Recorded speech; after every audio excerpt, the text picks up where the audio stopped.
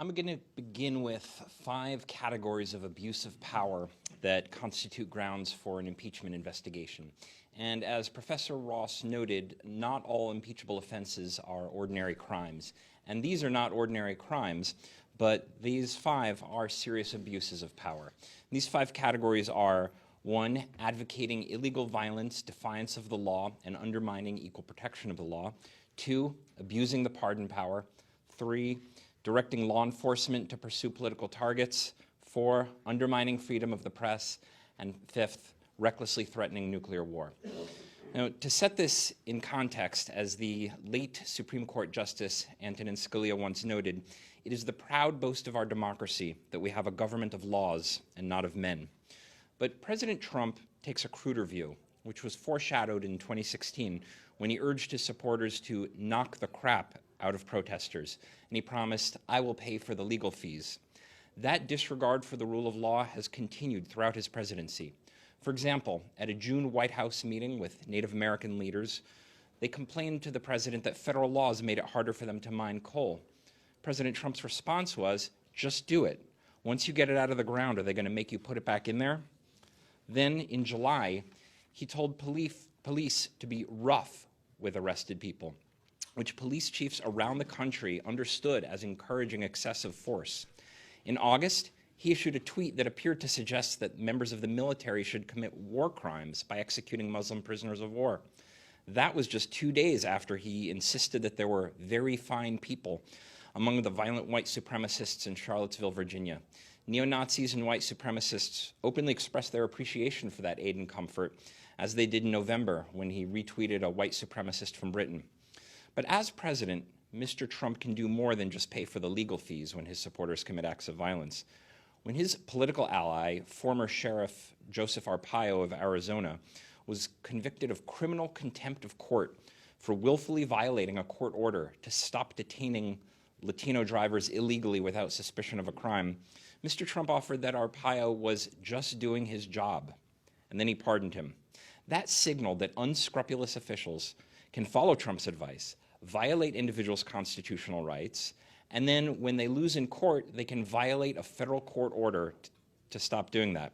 Mr. Trump's pardon undercut the constitutional guarantee of due process of law and the ability of courts to protect constitutional rights. Now, the framers of our Constitution worried about these problems. In the Federalist Papers, Alexander Hamilton warned that of those men who've overturned the liberties of republics, the greatest number have begun their career by paying an obsequious court to the people, commencing demagogues and ending tyrants. In the Virginia Convention that met in 1788 to debate whether to ratify the proposed Constitution, George Mason, who was an opponent of the Constitution, warned that the president might pardon crimes which were advised by himself, and so destroy the Republic. But James Madison, often called the father of the Constitution, had a reply for George Mason. He replied that if a president used the pardon to shelter a person with whom he was connected in any suspicious manner, then Congress could impeach him. And Madison called this availability of impeachment for abuse of the pardon a great security. But that's not all. In 1925, the Chief Justice of the U.S. Supreme Court, former President William Howard Taft, opined that if a president abused his pardon power, that would suggest a resort to impeachment. But President Trump's lack of respect for legal norms also extends to directing law enforcement to pursue political targets. As we know, he campaigned on a platform of lock her up, but this is not about campaign rhetoric. Over the course of 2017, since the inauguration, Mr. Trump has repeatedly pressured the Department of Justice and the Federal Bureau of Investigation to investigate and prosecute political adversaries, including former campaign opponent Hillary Clinton and the Democratic Party. In 1940, Robert Jackson, who was the Attorney General, would later serve as a Supreme Court Justice and the Chief Prosecutor at Nuremberg, warned that the greatest danger of abuse of prosecuting power was picking the man, or in this case the woman, and then putting investigators to work to pin some offense on her. A chief executive who uses law enforcement to persecute political enemies is characteristic of an authoritarian regime, not a constitutional republic. That's why Republican and Democratic presidents alike have respected the independence of law enforcement. The exception, of course, was President Richard Nixon. And the second article of impeachment against President Nixon specifically cited his use of federal investigative agencies against political opponents. Another dangerous abuse of power is the president's effort to undermine the freedom of the press, which is enshrined in the First Amendment. The Supreme Court has emphasized that only a free and unrestrained press can effectively expose deception in government. Now, many presidents have contentious relations with reporters, and previous presidents have certainly sparred at times with the media. But previous presidents have understood the press's essential role in our democracy. In 2007, on World Press Freedom Day, then President George W. Bush noted, "The United States values freedom of the press as one of the most fundamental political rights and necessary component of free societies. In undemocratic societies where governments suppress, manipulate, and control access to information, journalists are on the front lines of the people's battle for freedom." And President Bush then went on to condemn harassment of journalists abroad. In stark contrast, President Trump has spent his entire presidency attacking the independent press as fake news and even the enemy of the American people. And he's suggested revoking the licenses of television networks with critical coverage. His administration has taken retaliatory measures against the independent press, particularly news media that have subjected him to critical coverage. Furthermore, his rhetoric has encouraged authoritarian foreign governments to attack the very U.S. media that President Trump criticizes, endangering not only press freedoms, but the lives and safety of American journalists. As Hannah Arendt noted in The Origins of Totalitarianism, the ideal subject of totalitarian rule is people for whom the distinction between fact and fiction and the distinction between true and false no longer exist. President Trump's efforts endanger a pillar of the First Amendment and undermine a critical foundation of a free society. Finally, I'd like to add a brief note about the president's threats against North Korea on Twitter and elsewhere, threatening an attack. The situation in North Korea is obviously very complicated and very difficult with no easy answers.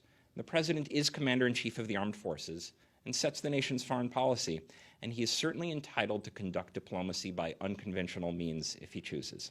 But like all powers that the Constitution confers on the president, this too can be abused. By all accounts, the country is not in the hands of a well-informed president who carefully considers detailed information in the Council of Senior Advisors with full information and full decisional capacity, and then could take a calculated risk involving strategic gamesmanship. Instead, it appears that Donald Trump is blundering ahead without considering or even understanding the risks of his conduct. His own Secretary of State and National Security Advisor have called him a moron and an idiot, in one case immediately following a meeting about nuclear weapons. The US and North Korean leadership don't understand each other very well, and tensions are high.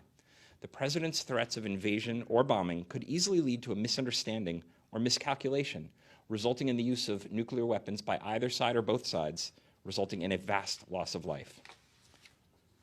Just this year, the military courts upheld a court-martial, conviction, and 10-month prison sentence against a sergeant for reckless endangerment because he failed to properly inspect parachutes.